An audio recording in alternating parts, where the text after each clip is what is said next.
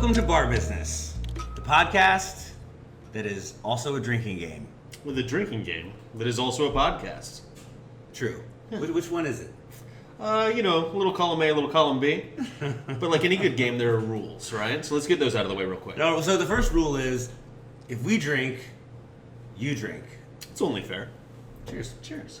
Good to see you, bud. Good to see you too. How you doing? Oh, I'm doing so well. I think another good rule after that is if anyone says COVID or coronavirus or novel coronavirus or any other sort of, synonym there. Or brings up the news. Yeah, that's good. Yeah. And I think that if they do both, if it's news about the coronavirus, that's just one. It's fine. We're not trying to kill anyone with any alcohol poisoning, but, they got to keep it drinking.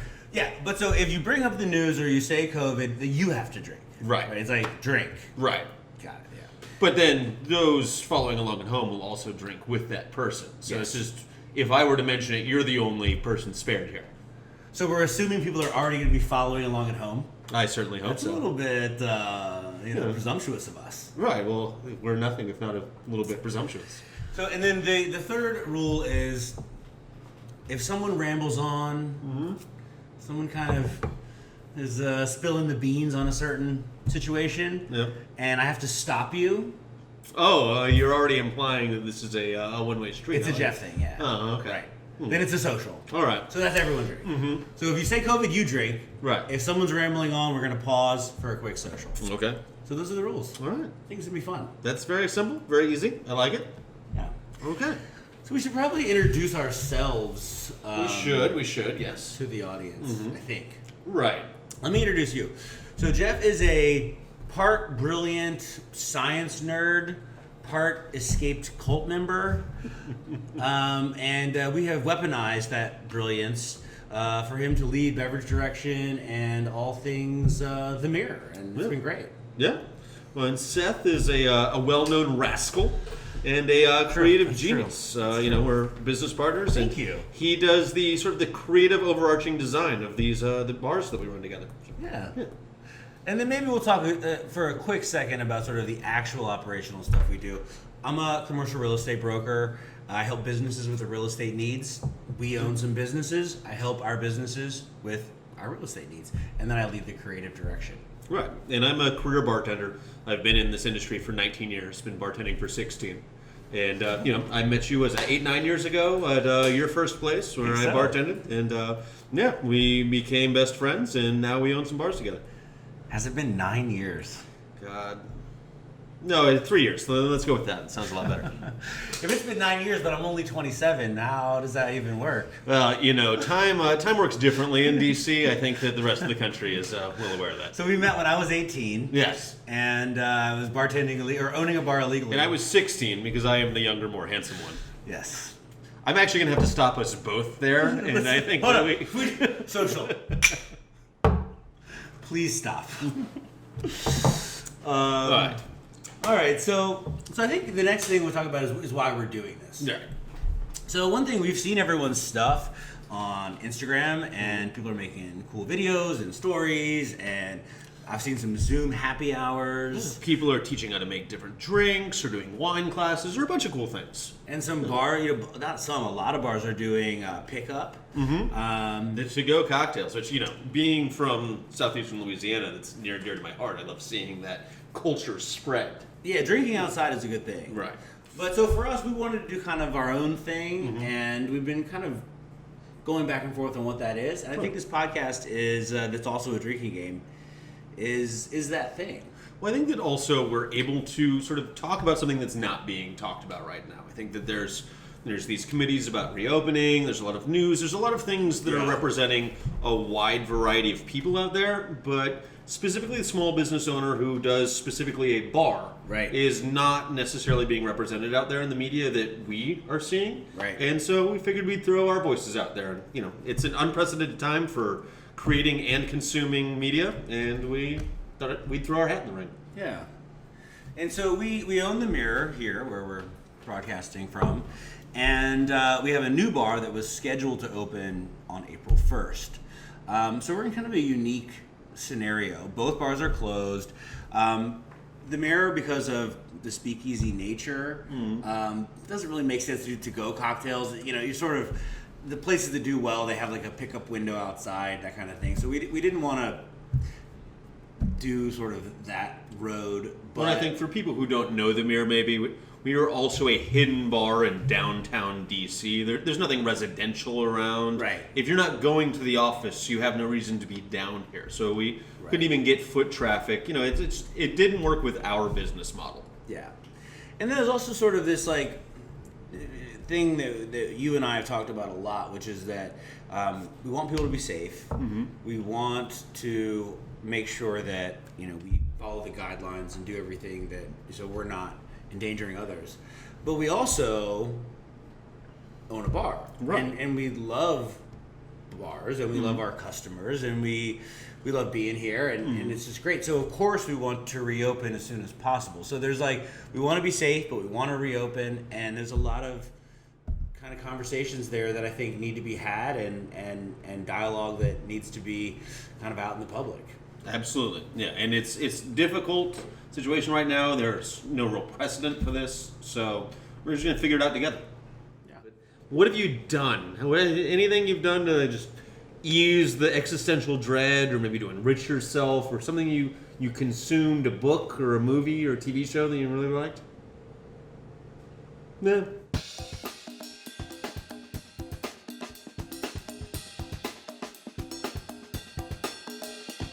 So we don't want to talk too much about COVID, drink, because everyone's talking about it and it's the same fucking thing every day. But one thing that really relates to us, especially being in the bar business, is the guidelines to reopening. And so, I don't know, Jeff, like, tell me your take on at least the first couple. You know, it's really hard to give you a clear take because their nature is that they have been shifting constantly. And, you know, I know that we're in a strange period and everyone's probably doing their best, but it's very difficult for us as owners to respond to these guidelines that seem to be shifting on almost a daily basis. You know, and they're like 60 pages long.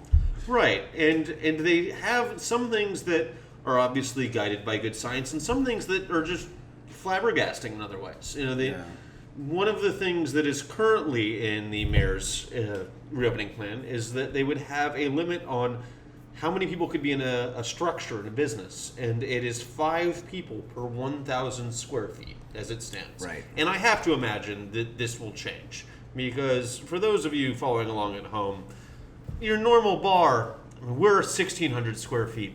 They can range anywhere from less than 1,000 to a mega club might be a few thousand.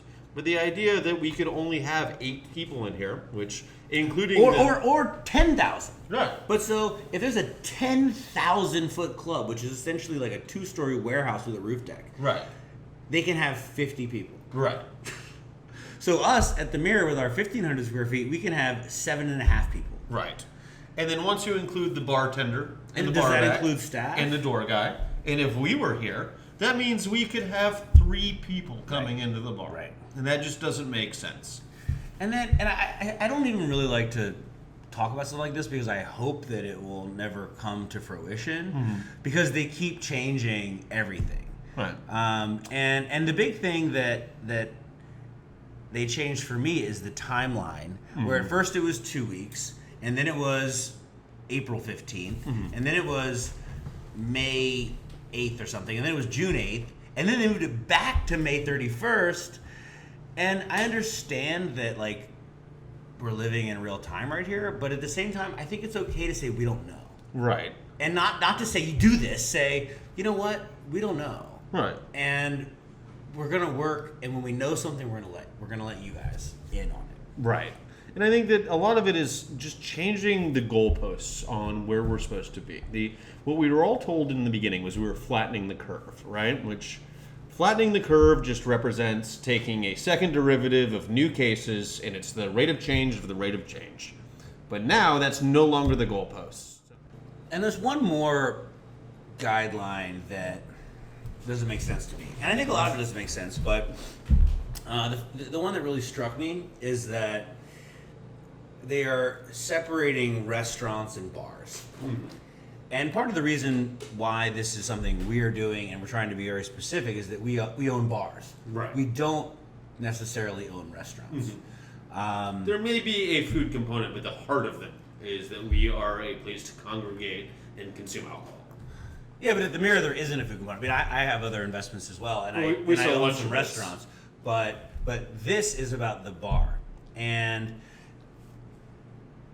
if you go to the city and you need to collect your 8 different pieces of paper from the city, the thing you get from DCRA, which is DC Regulatory Authority, is a basic business license for a restaurant. And then after you go through public space and Office of Tax and State Corporation Commission, that's a whole nother podcast. But then you get your liquor distinction from ABRA, which is the Alcoholic Beverage Regulatory Authority. That's a third-party body that issues you a license to sell alcohol. But before we get that, we get our restaurant license from the city. Right. So we are a restaurant. Right. And I had to go through the classes and the testing to become a food safety manager. Yeah. And we don't even have food. We cut limes and lemons. And we also have to have the same trash removal. We have to have the same grease traps. We have to have the same sanitary And we regulations. hold everything to the same standards. We keep it clean. We keep it sanitary. We do all of the things that the city expects from a restaurant. But restaurants are phase 1 and patios are opening today. And right now, as it sits, bars are phase 3, which in all likelihood is no earlier than July 1st. And not only that, but you have to open up with this ludicrous occupancy of 5 people per 1,000 feet. So we have to stay closed a month longer than restaurants. Right. Because of the nature of it being a speakeasy, to go is not something that our business can do. And then when we do open, we can only have 7 guests. So at least for me, it's saying you can open, but in reality, it's saying you're going to go out of business. Like, these guidelines are not something that can sustain the costs of owning a bar or restaurant in Washington, D.C. Right. And I absolutely, that's why I believe they will change. I think that as they have been put out as a rough draft, that hopefully will undergo a massive change. Because otherwise, this is a death sentence for every bar in the city. And I also think that the 4-phase nature of the reopening, where the 4th phase goes into effect when there is a vaccine. And that will be when we return to quote-unquote normal. That might take a year. That might take 4 years. That might take any number of... It might never happen. Right. I mean, there's no cure for cancer. There's no cure for AIDS.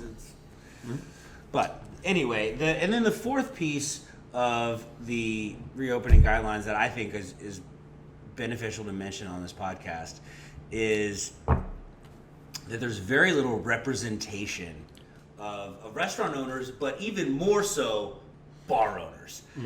And the first reopening committee, the only restaurant person represented was Jose Andres, who, listen, great guy, great chef, innovator. Oh, huge respect for the man. I mean, and also But I don't do think love we Zitania as well, by the way. A little bit China Zitania. Chilcana, if you haven't bitten, get the cocolon. It's one of my favorite dishes in DC. But does he represent you? Does he represent me? Well, Jose, at this point in his career, Jose Andres, I would say, is a celebrity, lowercase chef, but more of a celebrity than a chef. A Right. celebrity and a humanitarian. and an He's activist. focused on, his activism. So I don't think that really represents the person that's blood, sweat, and tears, open a bar, run a bar, or even the person that maybe opened a bar or a restaurant and then they worked their butt off and then they open another one and maybe they have 3 bars or something like that. But I don't think that's represented by a celebrity. And then they sort of added a couple other people. Another one's Spike Mendelsohn, who's another celebrity, and he owns like burger stuff or And something. Good Eats, they do make a good burger. It's fine, but like again, another celebrity, and I just feel like those people are not don't understand what small business owners are going through, and B, probably have a different worldview based on their fame. I do absolutely believe that's true, but I think that one of the things that we need to talk about is how these can be punitive, these regulations. Because right now, if you are forced to close by the government, then you have certain recourses available to you. You can say that we want to be open or not, and therefore maybe it's insurance or government programs can step in because you have been forced to close against your will. When they start doing these regulations that are so stringent and ridiculous, frankly, that you could be allowed to open but would not be profitable doing so, then it changes the legal nature of your closure from being against your will to choosing to be closed. Right. And then the safety nets are removed. When you are choosing to close your business as opposed to being forced to close, then suddenly the insurance and the grants and all of the natures of the social safety nets are removed.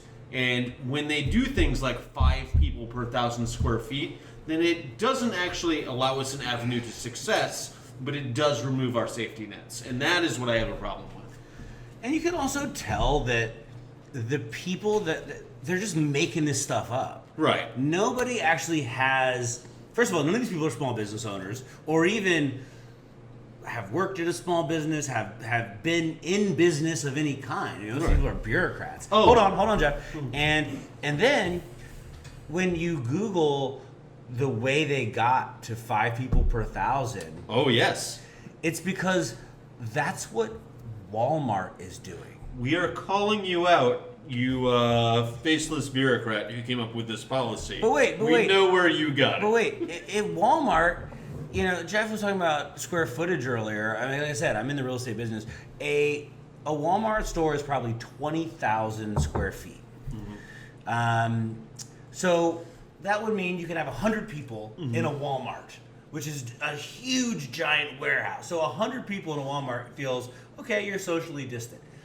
But in a bar that's 1,000 feet or 2,000 feet, that means you have 5 to 10 people, and we don't even know if it includes staff.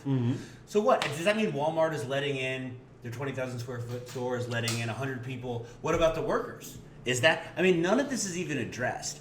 And then they have these like virtual town halls, or they put out these guidelines that are 60 pages long that, you know, people don't have time or energy to read 60 pages. They're trying to keep their fucking family fed. And so it's not what you want. Right. And I think that hopefully we can parse some of that information here on this show. Okay, enough about COVID. Drink. It's Daiquiri week. Oh, drink. God damn it. It's Daiquiri week. I do love a daiquiri. It's one of my favorite drinks. It's my fave. Yeah? It's my favorite Number drink. one all time? Yeah. I like it. You know, it's been a classic for 118 years, I think is what the time is. Yeah. Right, yeah. And it stood the test of time. 3 ingredients in perfect harmony for all that time. And I think That's the what they say daiquiri for is it. also a litmus test for when you're trying new bars. Absolutely. You order the daiquiri, and it's not even really about like shaming different things, because in my mind there's more than 3, but there's 3 types of bars that I might order a daiquiri in, or maybe I wouldn't, but 3 different daiquiris that you get.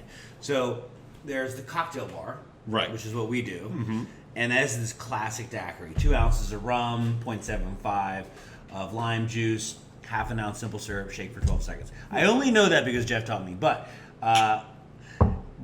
so you're gonna get that classic daiquiri at a cocktail bar. Now then, you've also got the frozen daiquiri. Which near and dear to my heart, being from Louisiana. Sure, and you're gonna see that at when you're at a resort in Cancun Or whatever. walking down Bourbon Street or wherever walking it may down be. Bourbon Yes. Street. And then you sort of have the dive bar slash The roses, lime, maybe some the grenadine. just sugar yes. daiquiri. But the classic daiquiri, I mean, really just look at that nice foam there. I mean, it's such a... Well, do you know Beautiful where this drink. came from? Why this is actually a drink? I do, but tell me again. All right, well, so Daiquiri is the name of a beach in the southeast of Cuba. And it used to be that at the turn of the last century, that there were a lot of American iron mines down in Cuba. And there's a guy, I think his name was Jennings Cox, and he was like a mid-level iron mining executive. Yeah? And he was also a bit of a lush. And he knew that he was on assignment in Cuba for a while. So he brought a bunch of whiskey with him because he knew he needed some booze. He's going to stay in Cuba. He needs it. Right. But then he went real hard on his whiskey and Sounds he like drank my it all. kind of guy. Yeah. And he was fine with the idea that he drank all his whiskey until he got that telegram that his bosses were coming down to visit and expected him to play host. And he looked at his depleted whiskey cabinet and realized he had no booze that he thought his American counterparts would be comfortable drinking. And the only spirit he could get on the island of Cuba was rum. And the only real mixers he could get were sugar and lime juice. And the daiquiri is not completely original. You see in the French West Indies in Martinique, there's a national drink called a tea punch, which is very similar in nature.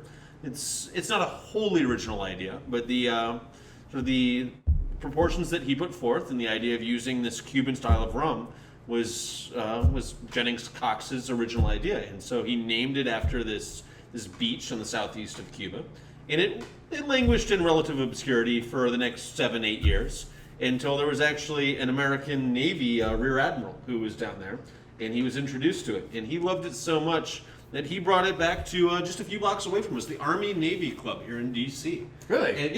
And That was the first American bar that had a daiquiri? that's where, Lucius W. Johnson, a rear admiral in the American Navy, introduced the drink there. And there is where Hemingway tried it for the first time. Really? A bunch of other, prestigious people. And it grew in popularity after that. Interesting. Good story. So cheers. COVID. Drink. That's a good one, man. Well, let me tell you, I want to share an experience with you and, All right. and with everyone because as we begin to live in this new normal, we talked earlier about bearing witness, and we have a friend, someone who used to actually also work at One Lounge. Yes. Which, for all of you, One Lounge was the first bar that I opened. I was 27 years old when we opened it. I made every mistake you could possibly make, but somehow turned it into a pretty cool kind of lounge nightclub vibe. And after 5 years, we sold it. But at One Lounge, I have met almost every single person that I consider one of my best friends today. And Jeff's one of them. Cheers to you, bud. When we drink, you drink. I also met my two other best friends, British Matt and Thor. We met our dear friends, Dr. Mike, Tony Woods. We had some great times. We really did. At One Lounge. It was really good. And then another person that worked there was Christina Palin. Oh, and Palin's the best. Oh, she's so good. So her and her now husband were dating then, and they had dreams of owning a restaurant. Right, And I remember, And yes. she grew up. I don't think she grew up, but I think she moved as a teen to Fredericksburg, Virginia. She always said she wanted to learn the craft in a market like DC, and then once you become an expert, open something in her hometown. Right. So that, and I opened a restaurant in my hometown too, and it's great. So I understand that vibe. So she opened a place called Fahrenheit 132. 132 degrees Fahrenheit is the perfect medium rare temperature. So she opened a place in Fredericksburg, and they opened last week. And so I went down. British Matt and I drove down and had lunch at a restaurant. No, so I saw some of your posts on social media about this, but we haven't talked in depth about it. Tell me, what was the experience like? How did they handle the spacing, the sanitation, the hygiene? What was different about dining there now versus January in a restaurant? Yeah, well, so the big one is that because it was phase one, it was only patio seating. Okay. So we made a reservation, and Did you have good weather? Sun? it was a nice day. It was a nice day. So we made a reservation, and then they had every other table sat, and then the tables that weren't sat because of social distancing, they had a bouquet of flowers on or something. It was pretty classy. They didn't do the mannequins like in Little Washington? No. So, and then it was interesting because the server came up to our table, and the server was wearing a mask, but none of the clientele were. And frankly, in Fredericksburg, I didn't see anyone wearing masks anywhere. But so we sat at the table. The server had a mask, and one of the first guidelines, he told us how they had sanitized the restaurant and they'd do these things. But they said for all of your drinks and food, the bartender and the chef are both wearing masks and gloves inside. And so when you put an order in, the server would go to the bar and hold his tray out. The masked and gloved bartender would place the cocktails onto the tray. The server would then bring the tray to us, and we would take the cocktails off the tray.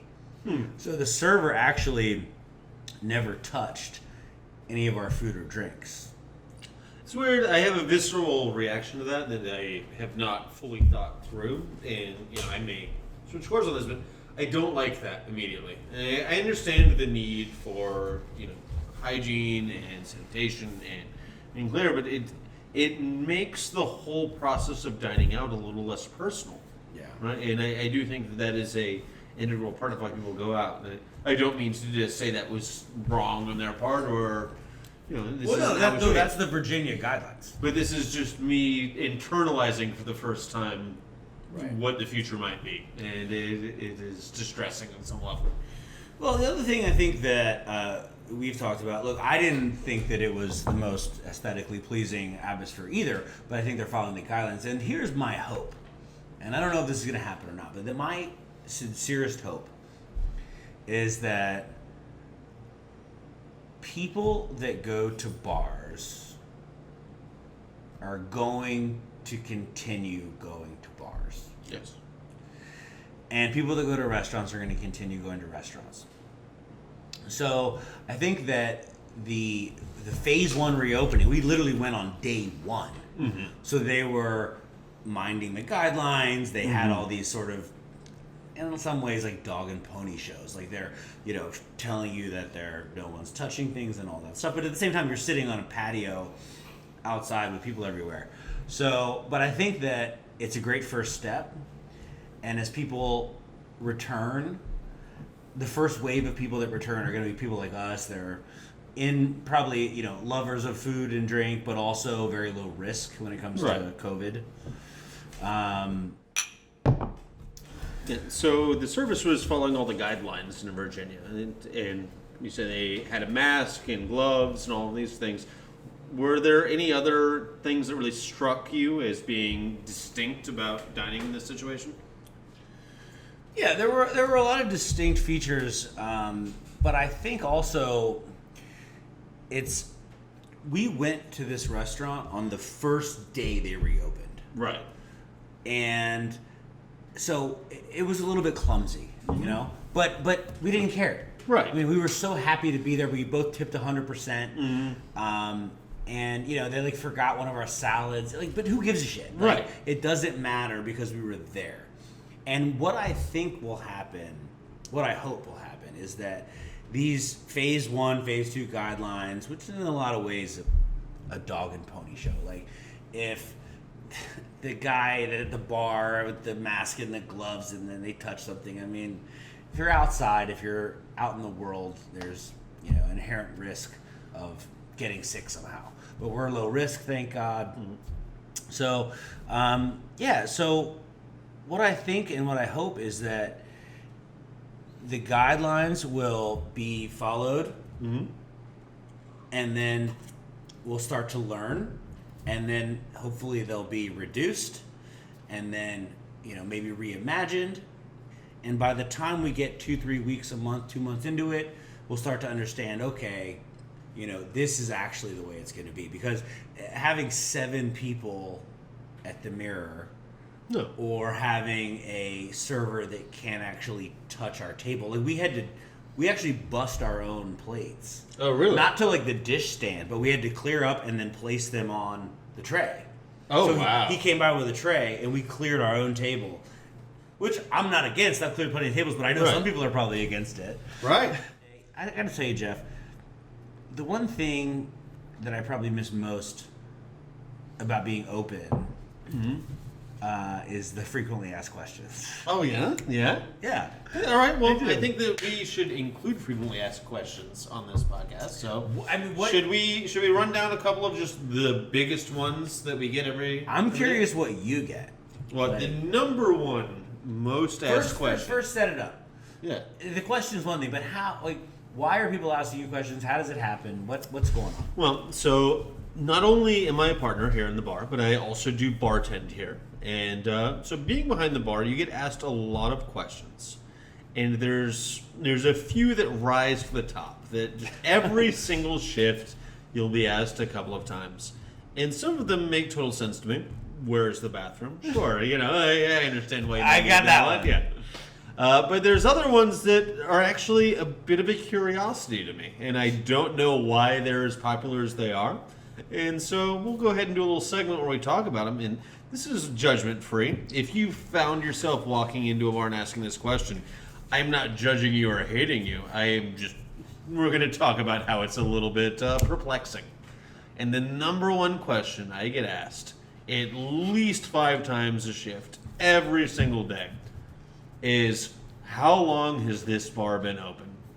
And don't get me wrong, if you're curious, I'm happy to share this information. It is not When did privileged you in any open? way.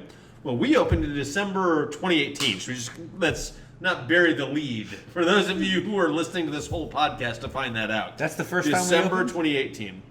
Well, that's a different podcast right there. But I want to know who is tracking all of this information in an Excel spreadsheet, and what is this data being used for? Who are you, and why do you need to know the opening when date of did every you small open? business? I wonder, like, where would that information even be relevant? If you were like to ask, like, if you like Disneyland, maybe, like, when did you open? Right. Like, but yeah, the bar. When did you open? I don't know. It's interesting. But, Well, let me tell you a question I get. Okay. And I don't bartend. I have bartended. We'll probably talk about some of this stuff and how we got into things, but at this point in my career, I don't bartend. But if I'm here and I'm hosting, or if someone points me out as the owner or something, they say, "How did you get into the restaurant industry?" And I think that they're probably just trying to, be nice or whatever. Maybe they're curious, but that's like a low key impromptu life story. Yes. There's no easy answer. It's not just my cousin Vinny said do this, and then I did. It was a series of failures and unfortunate events that led you to be penniless and face down in the dirt. And no one got here without disappointing their parents. That was step 1 through 7. Yeah, and the only person that would take you is either some disgruntled chef with terrible breath, Right. or a bartender who needed someone to bring ice back and forth from the back and run up several flights of stairs. Look, this is one of the last true meritocracies in America, right? It doesn't matter if you have a criminal record or a drug addiction. If you can do your job and do it well, you can rise. And that is what the restaurant hospitality get is. hired. Yes. I mean, my first job, when I grew up in a family where my parents believed that, if you're able-bodied, you need to be working. Yeah. And so when I was 14, my mom was like, time to get a job. Yeah. And she said, here's how you do it. Put right together a resume. Mm-hmm. And thinking now as a, mid-30s human, what the fuck is on a 14-year-old's resume? You know what I mean? So I was like freshman at St. Stephen's St. Agnes School. And, I played forward in lacrosse or some shit. So I took my interests are literature. No one cares. I've never read an interest segment on anyone's resume ever. Stopping putting that on your resumes, I don't care. But so I walked up and down King Street in Old Town Alexandria at 14, that was in the 90s, and I just handed out my resume, and I got hired at California Pizza Kitchen. Nice. Which is now Lululemon. It's on King and Washington, so if you need some yoga pants, you're good. But yeah, so then I kind of went from hosting at CPK to I was a line cook at Damon's, the place for ribs. Oh, yes. I And then by the time I turned 18, I was waiting tables and then experiencing the glory of tips. Yeah. So, yeah, I mean, how did you get in the restaurant industry? So when I was 16, actually, it was my first job, and I had applied the summer in between classes the year before at McDonald's, and I was not hired. I was very salty about it. McDonald's? Yes. I've applied at a few McDonald's over my career, and I've never gotten hired there. My first job when I was 16, I was a fry cook at a little Creole restaurant in Mandeville, Louisiana, just outside of New Orleans. That's a dirty job. Yes. Oh, fry cook is absolutely a dirty job. Cleaning those fryers? Oh, that's... I had to do that. Oh. If you have never had to filter fryer grease, count yourself lucky. That is one of the worst jobs. But not only just fryer grease at a po' boy shop. Yes. Like the amount of crud and like nastiness. Well, but then I left there because the second job I ever got was at Taco Bell, and I worked at Taco Bell and a Cajun restaurant this summer before my senior year in high school. That was my first job. Dude, I worked on the fry side. Oh yeah. As well at Damon's, and that is You can't get that smell out. you can't. No. Well, so because I had been serving. I don't know. I was under 18, so I wasn't able to serve it. But I'd been hosting. Right. So I had had a little shirt on and everything, and was trying to be suave or something. Right. And then I was like, oh, I like to cook. Let me see if I can, maybe I want to be a chef one day or something. And you get to the fry side, and they hired me at Damon's, the place for ribs, and we're making potato skins, Right. spring rolls, wings, everything's fried, just dropping it and then saucing it, plating it. At the end of a shift, covered with grease, oil, fucking wing sauce, Right. Errant cheese that's been spilled. And I'd be I'd roll up to there was this really cute hostess named Cassie, and I'd be so Cassie, let's hang out after work, and she'd be nah, player. And so shout out to Cassie if you're watching. I don't know. She was really into Dave. Cassie, you passed on all this. She was really into Dave Matthews. So yeah, dude. So yeah, well, and then so you were cooking, but when was the bartending? When did that? Well, so I switched to for those of you not familiar with the restaurant industry, we call front of the house and back of the house, FOHBOH, and it's whether or not you're cook, dishwasher, that's the back of the house. You don't deal with the customers so much. Front of the house is the bartenders, the servers, the hosts. And I made that transition when I was 17, right as I was about to graduate high school. I started working the night shift at a Waffle House outside of New Orleans. Dude. Yeah. So you're saying you tried to get a job at McDonald's? Yeah. A po' boy thing. Yeah. Waffle shop, and then Wendy's? What? No, I don't Why work are for the you- Wendy's. Because this is what one does Why are you applying to fast food chains? in semi-rural Louisiana? That's what we had available to us. That's all there is. Yeah. Waffle shop and a Dollar General. Yeah. Hey, I to this No day, hate, I mean- I love me some Waffle House. Yeah, me some too. pecan waffles Oh, and dude. a vanilla Coke. That's fucking- Oh, yes. Oh, those hash browns are. Scattered, smothered, covered, chunked, crisp. That's how you want your hash browns. That's how you want them. And Go topped. That chili is not something you want to touch.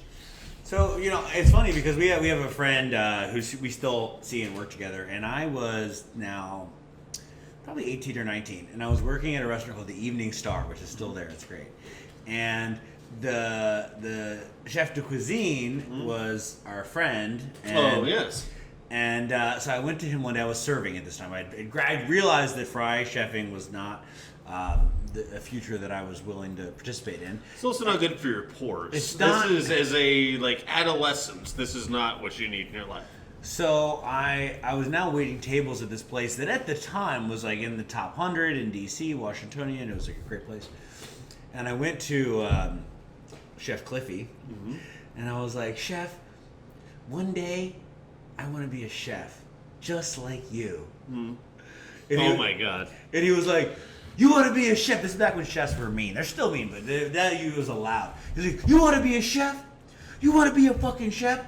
You work till 12 in the morning every night. You smell like shit. You make dirt money. Your girl won't fuck you because you smell like grease. You don't want to be a chef. Get the fuck out of my face, kid. Ah! It's like screaming at me about this. I was so traumatized that I was like, fuck, like maybe I don't want to be a chef. So I like went to college. I mean, you know, and we maintain a friendship with Cliff to this day, so he obviously did something right. And I was telling the story to Cliff the other week, and we had my intern was here with us, and I told the story, and Cliffy goes, yeah, and now I work for you. So it must have been good advice. But yeah, so I bartended in college and stuff like that, but I'm not good enough to bartend at the Mirror for sure. There's a bunch of different types of bartending, and I think that the core bartending is about being a host, and you have that host mentality, and so you absolutely do. What we might do here at the Mirror is the recipe nitpickingness and the exacting nature, but there's a whole dynamic in the bartending community about mixologists and bartenders. Yeah. And to be honest, we're gonna go official on this this podcast. Everyone's a bartender. I don't recognize the word mixologist as being real. I had a friend and client explain it to me this way. They said, bartending is everything you do behind the bar. Mm-hmm. So it's serving customers, it's maintaining a vibe, it's putting people together and managing the room. Right. And then mixology is all the things that you do when you're not bartending. So making syrups, juicing things, like concocting like fat washes, all this stuff. Reading esoteric recipes, which you do all the time. That is sort of like the study of mixology. But when someone calls a bartender a mixologist, every single bartender in the world, like, their skin crawls. Right. It smacks of calling a janitor a sanitation engineer. Yeah. And there's something, because it implies that you're not proud of the job that you're doing and you need a new title. Right. And being a bartender is good enough for me. Yeah. I am happy to be a bartender. You don't need to dress up the word. Right. I am proud of being a bartender. Yeah. And one of the things for me that I have done and continue to do, we own this bar. I have some other investments. I own some other restaurants, but I didn't want to try to compete with you and Jacob and all these great people on being a better bartender or knowing more about liquor. I do enjoy coming in and having you guys sort of educate me. Like, I'm going to make you this cocktail. I'm going to do that. And then I was like, the cocktail that was invented in 1888? Like, because then I'm preempting the journey that you're trying to take me on. Like, I don't feel the need to, like, one-up people on knowledge of, spirits. I think everything is dependent on where you are, right? If I'm going to a local neighborhood dive, I don't necessarily need that. If I'm going to a cocktail bar, I like being able to have that backstory. And I think that we're very fortunate here at the Mirror, in particular, where I may have some certain expertise that I can offer, but then we have an incredible staff. Jacob, one of our producers, as you mentioned before, knows so much more about so many things than I will ever know. And I know some things that he doesn't, and we can work collaboratively and share that with each other and with the guests. And that's really what makes it all work.